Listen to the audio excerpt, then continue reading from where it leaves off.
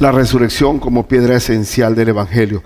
Hermanos, en estos tiempos que uno ve por el interior dramatizaciones del Calvario de Cristo, que yo también participé. Me acuerdo que yo era un soldado romano en una de esas, chico, y siempre hay una énfasis en la Semana Mayor, como le llaman, a nivel de la cristiandad en general. Pero en mi cabeza existía un criterio de humanista de Cristo, es decir, que Cristo era un mártir, un gran mártir que fue muerto por una gran injusticia, por la maldad de los romanos y de los judíos, y que era un mártir adicional al lado de tantos mártires históricos que ha dado a la humanidad.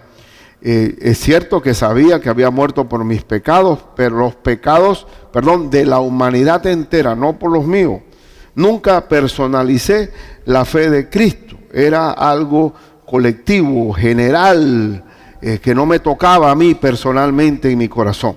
Y menos le metía la cabeza a la resurrección. La resurrección era algo que no entraba verlo. Yo sí sé que se me decía desde muy pequeño, yo fui sacristán también, de que uno iba al cielo por siendo bueno. Y entonces sí fui bastante influido, más que todo por el hacer de los jesuitas. Quiero decirle que conocí varios sacerdotes, y todos los que conocí fueron gente modelo, buenos ejemplos, personas muy éticas, muy intachables. Los que conocí en mi pueblo, los que conocí en la capital, excelentes personas, excelentes personas. Yo no puedo decir que fueron en lo absoluto, fueron un gran modelo. ¿En qué influyeron en mí? Quizás en la sencillez, quizás en ser comprensivo con el más necesitado, en ser solidario con la gente. Eso está perfecto, pero ¿qué fue lo que más me impregnó en esa influencia de ellos? Buscar la justicia social, buscar la igualdad entre los hombres, oponerme a todo maltrato, abuso, explotación del hombre por el hombre. Era un Cristo humanitario, humanista. Honestamente así era y así me comportaba, pero yo me daba, inclusive me acuerdo que había un curso, mire que cuando fui a un sepelio de una persona en el interior, y uno de los señores que tocaba el instrumento, ya un hombre mayor, y me dice: Ricardo, ¿tú no te acuerdas de mí? No me acuerdo de ti. Y dice, siempre tú para mí eres inolvidable, porque yo estaba dando clases de cómo alfabetizar a los adultos con un método brasileño del autor brasileño muy conocido que se llamaba Paulo Freire, de que uno enseñaba en base a lo que había alrededor de la gente. Si a un campesino no le vas a hablar de computadora, le vas a hablar de frijoles, de tierra, de pájaros, y uno enseñaba a la gente. Y si tú estabas enamorado, apasionado con ese asunto, para mí fue destacable. Nosotros hablábamos como este muchacho, estaba yo como en 4º año de secundaria, enamorado del método de alfabetización. Pero era un hambre, un deseo de servir, un deseo de entregarme. Pero dentro de mi corazón había un gran vacío. Yo sabía que no era dueño de mi vida, que yo estaba esclavizado a mi propio pecado. Pecados de todo tipo, como lo tiene usted y yo. Que nosotros somos esclavos no de la injusticia de otros. Porque muchas veces se dice, la culpa de mi situación económica es el rico ese que se ha llevado toda la plata. Siempre culpando, no, porque los ricos son culpables. Eso lo escuchamos o no lo escuchamos. Y más en América Latina. No, que el culpable es decir, nosotros vamos a hablar por ti para llegar al poder y entonces te vamos a hacer libre a ti. Y resulta que entonces se vuelven peor 100 veces que a los que quitaron.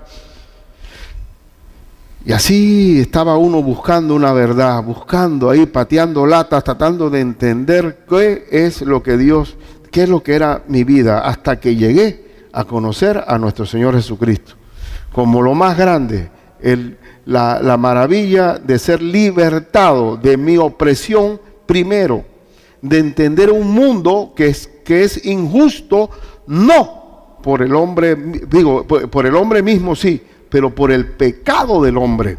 Y que no existe nada ideal que pueda cambiar la realidad de la vida si no es que Cristo venga. Porque hasta que Cristo no venga, el hombre querrá hacer el bien, pero termina haciendo ¿qué? El mal que no quiere. Porque la maldad está aquí mismo adentro. Dentro de nosotros está la maldad. Como dice el apóstol Pablo, querer el bien estaba en mí, pero no el hacerlo. Entonces estamos muy dados en América Latina de hablar y todos sabemos de todo, pero al momento de hacer, terminamos haciendo el mal que no queremos, hasta que Cristo venga a nuestra vida. Entonces, cuando Cristo vino y entendí lo que es el Evangelio del Señor, fue como un náufrago en alta mar que encuentra una tabla y se agarra de ella, y de ahí para adelante, desde el primer día que fui, así como me apasioné con muchas cosas en la vida. Me acuerdo cuando llegué a la iglesia, estaban dando el Evangelio de Marcos y me comencé a devorar el Evangelio de Marcos. Y leyendo, y me compré libros sobre el Evangelio de Marcos. Y ya hablaba y no me callaba nadie. Y preguntaba. ¿Por qué? Porque estaba enamorado de mi Señor. Y mire dónde quedé. Pastor, no hay otra forma. Uno te estaba extrañando esa risa, ¿sí o no? No podemos vivir sin Él. Faltaba mi hermano Alberto. Y entonces hoy, en el día de la resurrección, ¿qué más grande? No tenemos un Cristo que es un personaje histórico como Simón Bolívar o como José Martí. No, es un Cristo vivo. No estamos siguiendo personajes muertos. No, Cristo está vivo. Él no está clavado en la cruz, está vivo. Está vivo y a mí me duele cuando lo dejan puesto ahí. Él está vivo. La cruz solamente simboliza que Él murió por nuestros pecados, pero Él resucitó, y nuestra fe no es una fe de adoramos muertos. ¿Por qué buscáis entre los muertos al que vive? Al que está vivo y que va a venir. Y nosotros que somos hijos de un Dios que está vivo y no muerto, tenemos que entender la profundidad del significado de la resurrección. Y el homepage de la resurrección es 1 Corintios 15. Ya no se dice homepage, ¿verdad? 1 Corintios 15. Vamos a ver esta realidad. En primer lugar, para darle profundidad y valor a la resurrección de Jesucristo es un hecho histórico evidenciado. Es un hecho histórico. Veamos, vamos a pedir, como es largo, comencemos con el versículo 3, con el perdón de ustedes. Perdonen. Con el versículo 3 dice: porque primeramente os he enseñado lo que asimismo recibí, que Cristo murió, ¿por qué?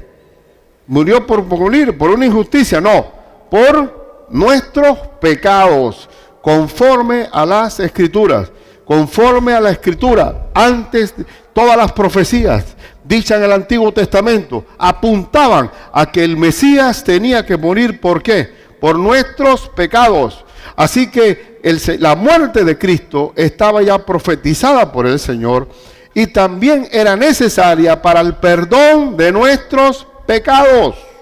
Para el perdón de nuestros pecados. Y dice Cristo: nadie me quita la vida, sino que yo mismo la pongo y la vuelvo a tomar. Nadie mató a Cristo, ni judíos, ni romanos, ni griegos, ni gentiles. Él dio su vida para volverla a tomar. Era necesario que el grano de trigo muriese para dar vida. Dice que fue sepultado y que resucitó. Y que resucitó al tercer día, conforme a las Escrituras. Cristo se levantó de los muertos. Cristo resucitó. ¿Y cuál es la evidencia? El verso 5, y que apareció a Cefas. ¿Quién es Cefas? Pedro. Y después a los 12. Después apareció a más de 500 hermanos a la vez. ¿Cuántos testigos estamos sumando?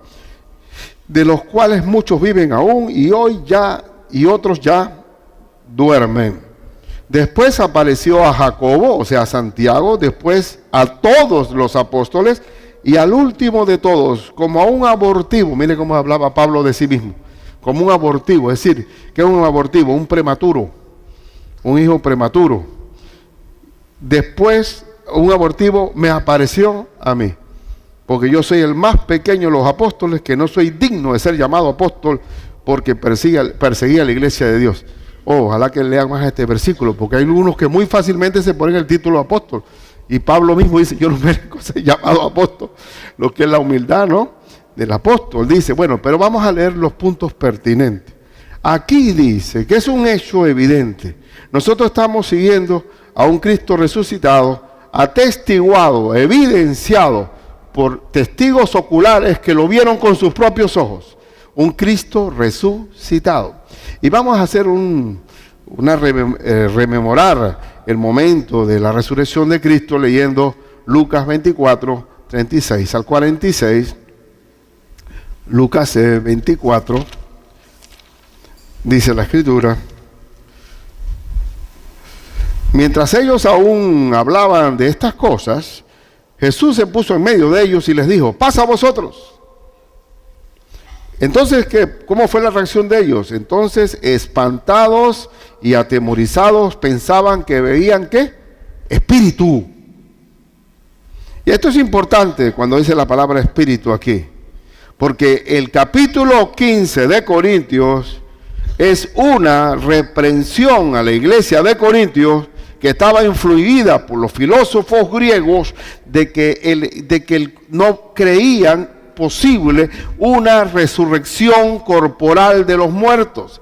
La resurrección, cada vez que usted ve la palabra resurrección en la Biblia, se refiere a un cuerpo tangible, no a un espíritu. Y ellos estaban como en una situación de que vieron que era un espíritu, como un fantasma. Pero Él les dijo, ¿por qué estáis turbados y vienen a vuestro corazón estos pensamientos? No lo podemos creer. Mirad mis manos y mis pies, que yo mismo soy. Palpad y ved, porque un espíritu no tiene carne ni huesos como veis que yo tengo. Hermanos, nosotros vamos a ser revestidos en un cuerpo como el de Cristo, con carne, con huesos, pero que no conocerá ¿qué? Enfermedad ni dolor.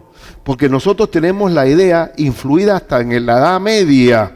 Usted va a la Capilla Sixtina allá en el Vaticano y se va a encontrar que el cielo es como un ¿qué? Es como un estado abstracto, etéreo, y nosotros pensamos que estar en el cielo, yo quiero que usted se ubique, que estar en el cielo es estar con unas alitas tocando un arpa de nube en nube. Esa es la idea que tenemos del cielo heredada, y por eso que no, estamos hablando en la resurrección que vamos a ser revestidos de un cuerpo nuevo, un cuerpo de gloria, corporal. ¿Y qué hizo el Señor? Como no estaban todavía pasmados, entonces dice el verso 40, y diciendo esto les mostró las manos y los pies. Y todavía ellos de gozo, es un gozo loco, porque no logran apreciar la evidencia, no lo creían y estaban maravillados. Entonces les dijo, ¿tenéis aquí algo de comer? ¿Qué hizo Cristo para que vieran que no era un espíritu? Porque todavía están.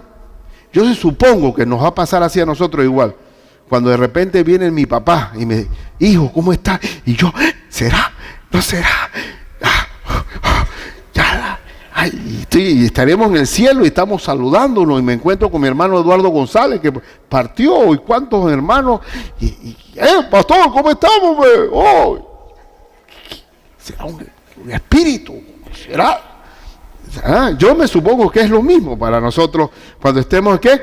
En la presencia del Señor, porque Cristo promete la vida eterna, y un Dios que no miente, dice la Escritura. Dice el verso: entonces le dieron parte de un pez asado, mire que mejor no frito, asado. Este es un ejemplo del Señor también. Nosotros los panameños comemos todo frito, asado. y un panal de miel. Un panal de miel. Y él lo tomó y comió delante de ellos. Y entonces me imagino que él comía y ellos se quedaban. Y traga. ¡Wow! Esto es maravilloso. Y él les dijo, estas son las palabras que os hablé estando aún con vosotros, que era necesario que se cumpliese todo lo que está escrito de mí en la ley de Moisés y en los profetas y en los salmos.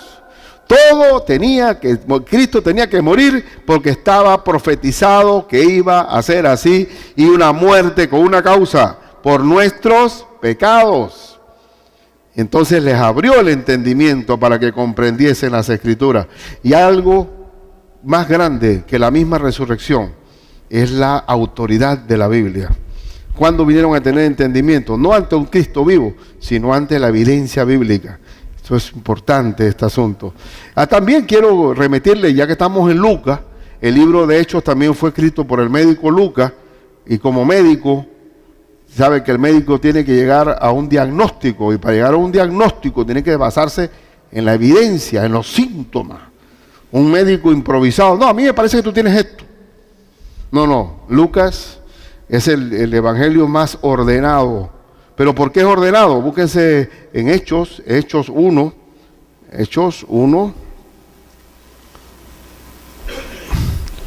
Estamos en el día de resurrección, hermano.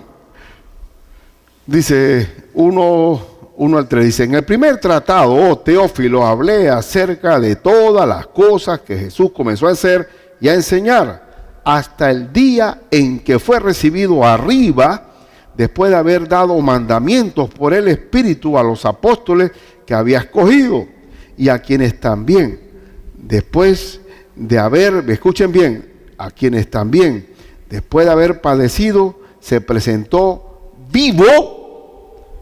¿Cómo se presentó? Vivo, después de haber padecido, muerto, con muchas pruebas. ¿Qué pruebas?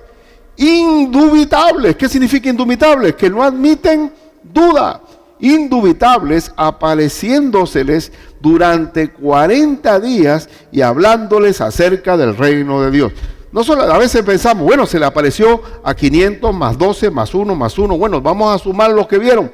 Pero estuvo después de su resurrección, ¿cuántos días tuvo Cristo evidenciando su resurrección? 40 días. 40 días. Así que hay un hecho histórico evidenciado de lo que el Señor hizo. La resurrección es un hecho verificable, indubitable. Así que si hubiera yo leído la Biblia en esos tiempos, ¿no? Segundo, si no se cree en la resurrección, no hay fe, punto. ¿Tú crees que la vida de fe es una vida moral nada más? Yo no robo, yo no tomo, yo no fumo, yo no engaño a mi esposa. No, la vida de fe no es moral. Es un cambio de vida, producto del Espíritu Santo en mi corazón. Pero sin embargo, la vida de fe descansa en el hecho de que Cristo se levantó de los muertos. Que tenemos un Dios vivo, no muerto. Y aquí esto es importante. Vamos deliberadamente me salto al versículo 12. Pero si se predica de Cristo, que resucitó de los muertos, porque Pablo donde iba hablaba de que se resucitó de los muertos. ¿Se acuerdan cuando él predicó allá en Atenas, allá ante la estatua del Dios desconocido? Y cuando él llegó a la etapa donde dijo y se resucitó de los muertos, los griegos dijeron, no, mejor hablemos de otro tema, y con mucho respeto se fueron. Siempre en el Evangelio, cada vez que predicamos, hablamos de que Cristo murió, pero que también resucitó. Por eso dice, pero si se predica de Cristo que resucitó de los muertos, ¿cómo dicen algunos entre vosotros que no hay resurrección de muertos? ¿Cómo es posible que una iglesia de Cristo no crea, como el caso de Corintios, que no hay resurrección de muertos? Es decir, que los creyentes que van con Cristo, o parten con Cristo, no van a tener un cuerpo de gloria a la imagen de Cristo. ¿Cómo? ¿Qué clase de...? Usted tiene un problema doctrinal muy serio. Pero eso también me pasaba a mí. Oía de la resurrección, pero no creía en la resurrección. El verso 13, porque si no hay resurrección de muertos, tampoco Cristo resucitó. Hombre, Si ustedes creen que no van a resucitar, entonces Cristo tampoco resucitó. Y dice el verso 14, y si Cristo no resucitó, entonces ¿qué pasa? Vana es entonces nuestra predicación. Entonces estamos predicando una mentira, pues. Si Cristo no resucitó, no hay fe. Vana es entonces nuestra predicación. Vana es también vuestra fe. La fe descansa en un Cristo resucitado y no clavado en una cruz. En un Cristo que se levantó de los muertos. Si no creemos en la resurrección de muertos, no tenemos entonces fe. Ya se cayó la mesa, le faltan 2 patas a la mesa. Y dice verso 15, entonces ¿qué? Y somos hallados falsos testigos de Dios. ¿Por qué falsos testigos? Dice Pablo, porque yo estoy predicando algo que dice que es mentira. Porque hemos testificado de Dios que Él resucitó a Cristo, al cual no resucitó, si en verdad los muertos no resucitan. Sería un testigo falso si estoy predicando que Cristo resucitó y yo mismo no lo creo. Hermano, ¿tenemos la certeza de que Cristo está vivo? Cuando tenemos la certeza de la resurrección de Cristo, no tenemos temor al hombre. Y nosotros mismos estamos fortalecidos en que el Señor está ahí. Cuando oramos, ¿oramos a quién? A un Dios que escucha, que oye, que mira, a un Dios vivo, a un Dios vivo. Verso 16, porque si los muertos no resucitan, tampoco Cristo resucitó, pues. Y si Cristo no resucitó, vuestra fe es vana. ¿Qué significa vana? No sirve para nada. ¿Qué es una vanidad? ¿Vanidad qué es? Tonterías, nimiedades, no tiene valor. La revista Vanidades. Estas vanidades. Cómo conquistar a un hombre en 5 pasos. Cómo encontrar un empleo. Cómo ser sexy. Boberías de esas. Una fe vana que no sirve para nada. Nuestra fe descansa en que Cristo resucitó. Eso es el valor de la resurrección. No está buscando huevo de Pascua por ahí. Ese huevo de Pascua es para esta época, no. Que la ponen. Un conejo que buscando huevo de Pascua de color. Qué cosa más estúpida. Pero el diablo siempre quiere desviar la atención ¿a qué? A la piedra angular del evangelio, que es la resurrección. Y aquí no vamos a estar nosotros escondiendo huevo, hermano. Porque siempre, acuérdense que Satanás siempre hace lo mismo. Resurrección. Oye, que no crean mucho en esto. Vamos a poner los huevos. Nacimiento, no. Vamos a ponerle al viejo panzón de vestido de rojo. No se enfoquen en la verdad. Vamos a mezclar esta cosa. Una iglesia que venga en Navidad. Santa Claus. Oye, que eso es una blasfemia. ¿Sí o no? Entonces, dice el verso 18, que termina esta porción. Entonces también los que durmieron en Cristo perecieron, pues. Entonces todos esos abuelos, primos, sobrinos que ustedes han despedido y hacemos el sepelio aquí en la iglesia de Corinto, no, entonces esa gente ¿dónde están? Están muertos, pues. ¿Y por qué nosotros los creyentes cuando hacemos nuestro sepelio hacemos ese espectáculo que hacen en muchos lugares en el interior, que yo lo vi en el interior, parándole la pala, agarrándole la pala al sepulturero para que no tirara tierra a su mamá, tirándose en la fosa? Nosotros los creyentes sabemos que para mí el vivir es Cristo y el morir es ganancia. Así que esos espectáculos de que ya después de la muerte son 2 metros bajo tierra, nosotros los cristianos no. Es ganancia partir. Es ganancia partir. Dice el verso, llegué a leer hasta el 19, no. Y este es un texto muy fácil de entender, si uno sigue el contexto. Si en esta vida solamente esperamos en Cristo, somos los más dignos de conmiseración de todos los hombres. ¿Qué está diciendo el apóstol aquí? Si la única manera de salvarse es que Cristo venga en este momento y me llevo a los que están, entonces somos unos miserables. Todo aquel que parte y parte en Cristo tiene vida eterna y está con el Señor y va a vivir la resurrección de los muertos revestido de un cuerpo de gloria. Entonces dice Pablo, es decir que la única forma de salvarse, me llevé este grupito porque vine. No, Señor, somos unos miserables si pensamos eso. Entonces, hermano, piedra de ángulo. El Evangelio, Cristo murió, pero Cristo resucitó. Por eso que esa película de Mel Gibson me duele, porque todo el calvario, plan, los clavos, taca, taca, taca, taca, el látigo, taca, y que hasta que uno siente. Muy bien, muy bueno. Pero la resurrección, 3 segundos, se acabó la película, que se levanta así y le ven la marca de la mano y se acabó la película. Entonces, ¿qué dicen? Oh, qué tortura, oye, qué bárbaro, qué tortura.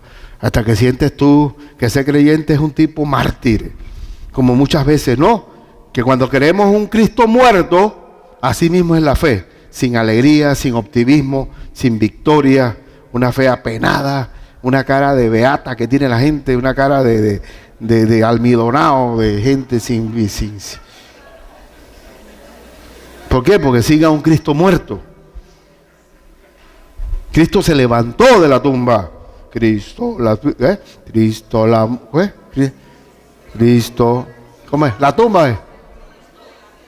Cristo la tumba venció y con gran poder resucitó. Esa la vamos a cantar al final. Entonces dice, somos unos miserables si pensamos que la única manera en que podemos ser salvos es de esa forma. Este texto del Romanos 5, 17, 18 más bien pertenece al punto que sigue. Vamos a ver quién se lo recuerda. El punto 3 se dice, la resurrección de Jesús es la que, como es una piedra fundamental de la fe, ordena todo el edificio de Dios. Todo el plan de Dios se ordena. La muerte como cordero y la resurrección. Muerte porque muere en nuestro lugar. Él es el cordero que muere por nosotros. ¿Se acuerdan? ¿Por qué a lo largo de todo el sacrificio en el templo de animales, uno llevaba el animal muerto, una oveja sin mancha, y la mataban, y esa oveja, el inocente, moría por el culpable. Ella llevaba el pecado mío. Pero ahora eso era ¿qué? Una representación de lo que iba a venir con Cristo. Pero ya esta vez el cordero que lo iba a dar. Pues de tal manera amó Dios al mundo que ha dado a su propio Hijo unigénito. Dios suministró su cordero.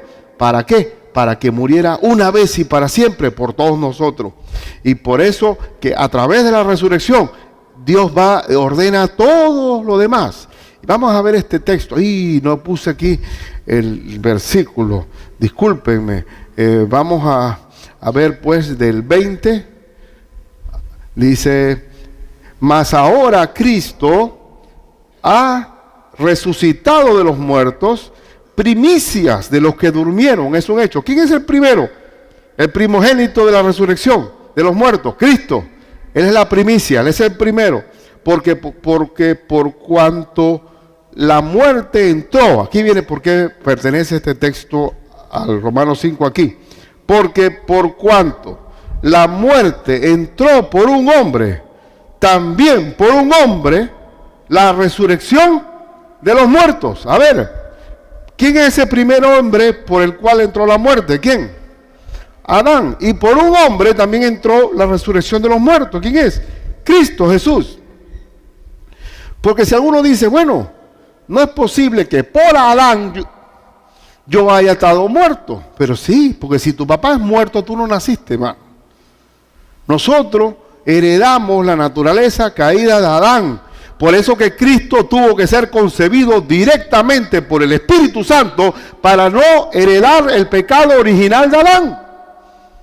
Tenía que ser concebido por Dios mismo para romper la maldición. Por un hombre entró la muerte, pero por el otro entró la vida. La resurrección de los muertos. Entonces, ¿qué está diciendo Pablo? Por favor, hombre, no pongan en duda la resurrección de los muertos. Cristo es la primicia de la resurrección. Y Él es el primero y nosotros le seguimos. Dice el verso 22, porque así como en Adán todos mueren, porque el que no tiene a Cristo, ¿qué le pasa? Muerte eterna. También en Cristo todos serán vivificados.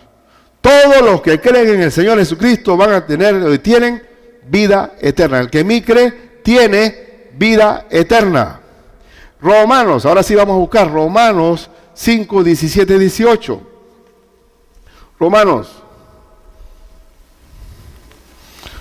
5. Dice, pues si por la transgresión de uno solo reinó la muerte, mucho más reinarán en vida por uno solo, Jesucristo, los que reciben la abundancia de la gracia y del don de la justicia. Así que, como por la transgresión de uno vino la condenación a todos los hombres, de la misma manera por la justicia de uno vino a todos los hombres la justificación de vida. Así que el plan de Dios se da a través de la resurrección del Señor, de haber cumplido lo que se llama el Evangelio de Salvación. Evangelio de Salvación. Sigamos leyendo, dice la Escritura, porque así como en Adán todos mueren, también en Cristo todos serán vivificados, pero cada uno en su debido orden. Aquí viene la parte de la resurrección, que es la que hace que encaje todo el plan. Cristo, ¿cuál es el orden? Cristo, las primicias. Cristo es primero en la resurrección, luego los que son de Cristo en su venida. ¿Quiénes son los que son de Cristo aquí? Estamos ahí en la lista nosotros, estamos en la salvación. Luego el fin de los tiempos, cuando entregue el reino al Dios y Padre, cuando haya suprimido todo dominio, toda autoridad y potencia. El plan, algunas veces decimos nosotros que el plan supremo de Dios es mi salvación. Eso es muy egocéntrico. Todo esto es para mí, salvarme a mí. El plan supremo del Señor es instalar su reino para siempre. Dios te da la oportunidad para entrar en ese reino, pero su plan es instalar el reino para siempre. Aquí lo dice, el fin final. El fin final es redundante, ¿no? El fin o el final es cuando Él entregue el reino al Dios Padre, cuando haya suprimido todo dominio, toda autoridad y potencia. Todo lo demás se cae. La única autoridad que va a haber es la de Dios sobre todo su reino.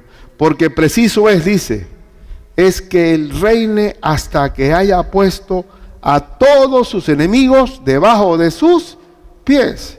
El Señor, toda la altivez, toda soberbia, toda necedad, todo tipo de terquedad, de rebeldía que se levanta contra el Señor, será puesta bajo sus pies. Nosotros estaremos ante sus pies, pero no debajo de sus pies. Es diferente, porque hemos creído en el Señor Jesús. Y por eso que Él, esta iglesia que no vio a Cristo resucitado, que no comió pescado con Él ni panal de miel, que ha creído por fe, que no ha tenido que ir a Jerusalén a ver, para ver la tumba, para ver si está vacía. Nosotros no hemos pedido evidencia, hemos creído sin ver. Bienaventurados, dijo el Señor Jesucristo a Tomás, los que creen sin ver. ¿Quiénes son esos? Nosotros que estamos aquí. Por eso Él nos da la categoría de ser su novia. Una novia que se enamoró solamente por oír las palabras del novio, sin verlo. Ahora es al revés, ahora quieren ver primero al novio y dicen, pues se ve si me caso. Pero acá no, acá se enamoran por las palabras del novio sin verlo. Y allá serán las bodas del Cordero de Dios. Por eso que tiene un sitial muy especial la iglesia del Señor. Bien, entonces, y el postrer enemigo que será destruido es la muerte. Es la muerte. Muy bien. Porque todas las cosas las sujetó debajo de sus pies. Y el que no ve a Cristo como Cordero, lo va a ver como juez de hierro con el pie sobre su cabeza. Y cuando dice que todas las cosas han sido sujetadas a Él, claramente se exceptúa aquel que sujetó a Él todas las cosas. ¿Quién es ese? el Padre Celestial. Solamente está el único que se exceptúa bajo el dominio de Cristo. Y dice que, pero luego que todas las cosas le estén sujetas, entonces también el Hijo mismo, cuando ya esté todo cumplido y el reino esté establecido, el mismo, también el Hijo mismo, se sujetará al que le sujetó a él todas las cosas, para que Dios sea todo, todo en todos. Acuérdense que Jesús es un modelo de obediencia. Él tiene toda potestad. Toda potestad me es dada, ¿dónde? En el cielo y en la tierra. Y que por tanto, id y haced discípulos a todas las naciones. ¿Quién tiene todo el poder? Jesucristo. ¿Cuánto tiene el diablo si Cristo tiene toda potestad? ¿Cuánto tiene el diablo de poder? Él hace ver que tiene poder. Él tiene un dominio sobre este mundo. Pero donde alguien se para en el nombre de Cristo, él tiene que ¿qué? De replegarse. Replegarse. Lleguemos hasta el 29. Sí, entonces, si no hay resurrección, si no existe la resurrección, dice el verso 29, de otro modo, ¿qué harán los que se bautizan por los muertos si en ninguna manera los muertos resucitan? Esta iglesia de Corintios, si alguien partía, resulta que a mi hermano Denis lo agarraron allá en el Coliseo Romano y lo tenían preparado para los leones, y Reni recibió a Cristo y estaban discipulando, pero no se había bautizado y se lo comieron los leones. Entonces viene el hermano, yo voy a bautizar en el nombre de Denis, porque por fuerza mayor no se bautizó. Entonces tenían esta práctica, interesante esta práctica, ¿no? Pero entonces, si ustedes no creen en la resurrección, ¿por qué se bautizan por los muertos? Es otra forma en que Pablo decía que esto es contradictorio. Pues, dice, pues, porque pues se bautizan por los muertos. Y entonces dice el 30, ¿y por qué nosotros peligramos a toda hora? ¿Cuántos peligros vivió Pablo, hermanos? En el capítulo 11 de Corintios, usted puede poner el récord de todos los peligros de Pablo. Peligro de ríos, peligro de ladrones, peligro de falsos hermanos, peligro y peligro. Danger, danger, danger, danger. Ese hombre no podían darle una póliza, mi hermano Gunther, porque ese hombre... ¿Y por qué Pablo sufrió tantos golpes? ¿Para qué? Para que no haya resurrección. Por eso dice Pablo aquí. ¿Y por qué nosotros peligramos a toda hora? Os aseguro, hermanos, por la gloria que de vosotros tengo en nuestro Señor Jesucristo, que cada día muero. Si como hombre batallé en Éfeso como fieras, eran fieras lo que enfrentó el apóstol Pablo en Éfeso, y usted puede leerlo en el libro de Hechos, ¿qué me aprovecha si los muertos no resucitan? Así que ¿qué? Comamos y bebamos porque mañana moriremos, pues. Si no hay resurrección, el muerto al hoyo y el vivo al bollo, como dice el dicho popular. Y como dicen a veces los panameños nosotros los panameños muy parranderos, ¡ey, disfruta la vida porque tú no sabes cuánto tiempo vas a vivir! ¡Ey, gózala, gózala! Comamos y bebamos porque mañana moriremos. Pero nosotros sabemos que hay una resurrección. Sabemos que hay una resurrección. Y tenemos la confianza absoluta de que Dios no miente. Y cada día vamos a ir cayendo, y a medida que vamos envejeciendo, sabemos con más seguridad que la muerte es una realidad. Podemos mantenernos haciendo ejercicio un buen rato, haciendo aeróbico, pero esos músculos van a ir perdiendo vigor cada día que pasa. Vamos a ir ahí cayendo, y vas a morir. Pero dice la Escritura que a medida que se va deteriorando el hombre exterior, se va fortaleciendo el interior. Porque entonces hay una convicción más fuerte sobre la espiritualidad espiritual de que Cristo está vivo. De que Cristo está vivo. Y dice que el apóstol, no erréis. A ver. No erréis. Las malas conversaciones corrompen las buenas costumbres. ¿Qué está diciendo aquí? No escuchen malas conversaciones sobre que no hay resurrección, porque se corrompe las buenas costumbres. Y es verdad, tú puedes educar a un hijo en lo mejor de los modales, pero ponle un medio que esté corrompido para ver si nos va a traer un montón de palabras sucias a la casa. Las malas conversaciones corrompen las buenas costumbres.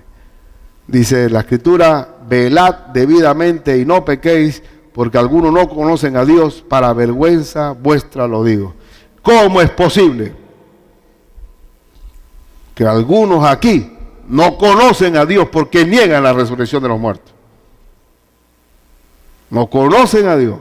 Estamos como muchos que están haciendo el drama de la pasión de Cristo allá en el parque de los pueblos y ni siquiera creen en la resurrección. Si cuántas muchachas allá que vi haciendo de Virgen María bailando en el baile del Semana Santa, y eso no era una conducta ejemplar la que estaba viéndose ahí, porque la fe ve adentro, es una convicción de adentro, y ese evangelio tiene poder, porque es poder de Dios para salvación. Así que podemos estar haciendo dramas de Semana Santa, pero están esperando el sábado de gloria, va a ser el fiestón. Entonces, aunque yo sé que vamos a ir un poquito más rápido. A ver, en cuarto y último lugar de este capítulo 15. Resucitar, otra vez, es ser revestido de un cuerpo de gloria. Eso significa resucitar. Ser revestido de un cuerpo de gloria. Y vamos a ver los versículos, y aquí nos vamos hasta el final. Dice el verso 35. Pero dirá alguno, ¿cómo resucitarán los muertos? ¿Con qué cuerpo vendrán? Los filósofos griegos, y es más, yo creo que algunos que están aquí también dirán lo mismo. Si yo muero vieja, ¿voy a ser vieja ya? Si muero niño, ¿voy a ser un niño allá arriba? Entonces estas preguntas locas, ¿no? Dice, necio, puedo decirte necio ahora mismo, lo que tú siembras no se vivifica, sino muere antes. El cuerpo que traemos no es el mismo cuerpo que vamos a tener revestido. Cuando usted siembra un maíz, ese maíz nace una planta, es otro cuerpo. Dice, y lo que siembras no es el cuerpo que ha de salir, sino el grano desnudo, ya sea de trigo o de grano. Se va a transformar en una nueva criatura. Pero Dios le da el cuerpo como Él quiso. Así que cualquier lío que tenga sobre la fisionomía de su cuerpo, pídasela, diga al Señor, y este cuerpo no me gusta. Hay unos cangrejos allá en Cuba que, ¿cómo es, Ulises? ¿Cómo se llaman? Que se ponen el cascarón ellos mismos. Un cascarón buscan conchas y caracoles, y a veces se ponen una concha más grande o una más chiquita. Ellos se meten ahí. ¿Cómo? El macao, que se mete en una concha, a veces apretada o a veces muy grandotota. Entonces alguno dirá, bueno, este cuerpo no va conmigo. Digo, bueno, aquí dice que ¿quién lo va a vestir a uno? El Señor, dice. Pero Dios le da el cuerpo como Él quiso, y a cada semilla su propio cuerpo. Yo no creo que ninguno va a estar descontento como el cangrejo ese que mal vestido. Verso 39. No toda carne es la misma carne. No, ahí vamos a saltar ahora al 42. Saltemos al 42 para abarcar el texto. Así también es la resurrección de los muertos. Se siembra en corrupción, resucitará en incorrupción. Cuando se sepulta una persona, ¿cómo se sepulta? En corrupción. Se va a deteriorar, así como Lázaro, que dijo Marta, hiede ya, Señor. Pero va a resucitar en incorrupción. Ese cuerpo no va a tener enfermedad ni vejez. Verso 43, siembra en deshonra, resucitará en gloria. Yo creo que ningún muerto nos vamos deteriorando, nos vamos descomponiendo dentro del cuerpo. Se siembra en debilidad y resucitará en poder. Se siembra cuerpo animal, resucitará cuerpo espiritual. Hay cuerpo animal y hay cuerpo espiritual. Hermanos, siempre se habla de ¿qué? De cuerpo. ¿Cuerpo qué es? Corpóreo, no es espíritu. Leamos hasta el 45. Así también está escrito, fue hecho el primer hombre, Adán, alma viviente, el postrer Adán, espíritu vivificante. Mas lo espiritual no es primero, sino lo animal. Adán es primero, luego lo espiritual. El primer hombre es de la tierra terrenal, el segundo hombre, que es el Señor, es del cielo. Nosotros, para llegar a ese cielo, tenemos que nacer de nuevo y ser revestidos de un cuerpo para ser adaptado al cielo. ¿Cuál el terrenal? Tales también los terrenales. ¿Y cuál el celestial? Tales también los celestiales. Y así como hemos traído la imagen del terrenal, traeremos también la imagen del celestial. El mismo cuerpo de Cristo es la imagen del celestial, el que vamos a ser revestidos. Pero esto digo, hermanos, que la carne y la sangre no pueden heredar el reino de Dios, ni la corrupción hereda la incorrupción. Para heredar el reino de Dios, como dijo Cristo a Nicodemo, hay que nacer de nuevo. La carne por sí misma no puede lograr la vida eterna. Dice el verso 51, he aquí os digo un misterio. Este es un misterio que es lo que se conoce como el gran rapto, el arrebatamiento de la iglesia. No todos dormiremos. De lo que estamos aquí, siempre debemos pensar que nos va a tocar a nosotros el arrebatamiento de Cristo. No todos dormiremos, pero todos seremos transformados. Es decir, los que han muerto resucitarán primero y nosotros, si nos toca el rapto del Señor, seremos transformados en el aire, porque este cuerpo no puede entrar al cielo. En un momento, en un abrir y cerrar de ojos, es decir, el clic de una cámara fotográfica, a la final trompeta, porque se tocará la trompeta y los muertos serán resucitados incorruptibles y nosotros seremos transformados. Los muertos resucitados con cuerpo nuevo y los que subimos nos vamos a encontrar en el cielo, transformados a la imagen de Cristo.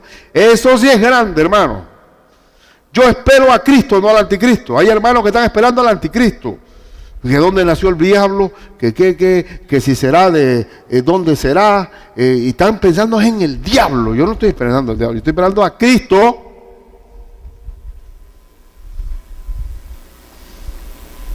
Porque es necesario que esto corruptible se vista ¿de qué? De incorrupción. Cuerpo nuevo. Y esto mortal se vista ¿de qué? De inmortalidad. Y cuando esto corruptible se haya vestido de incorrupción y esto mortal se haya vestido de inmortalidad, entonces se cumplirá la palabra que está escrita. Sorbida es la muerte en victoria. Ahí es donde está. ¿Dónde? ¿Qué tú quieres? Podemos tomar Centrum. Podemos tomar vitamina E todos los días.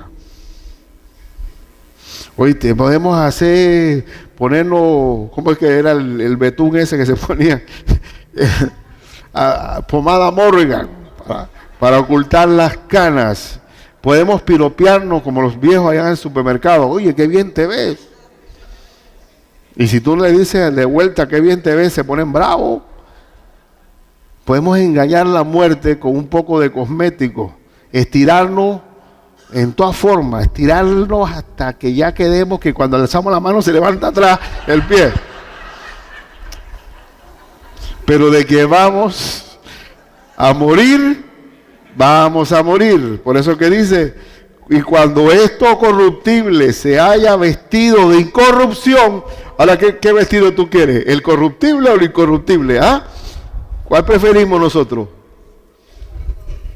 Yo no quiero, claro, no vamos a estar apurados a morirnos.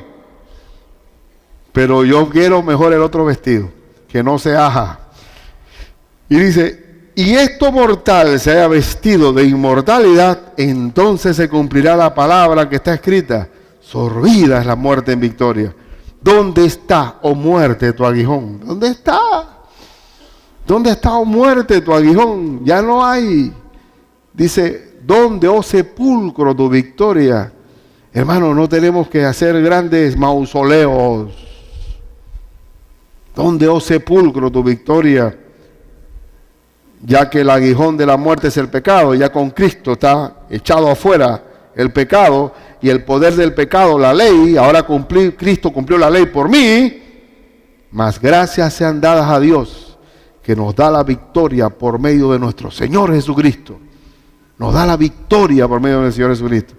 Así que, hermanos míos, amados, estad firmes y constantes, creciendo en la obra del Señor siempre, sabiendo que vuestro trabajo en el Señor no es en vano. Pero ustedes podrán decir, bueno, ya terminamos. Muy bien, pero yo quiero dejar una doctrina sencilla. No voy a repetir las cosas. Creer que estoy resucitado con Cristo es algo que me purifica. Cuando veamos Colosenses 3, dice la Escritura que si habéis resucitado con Cristo, buscad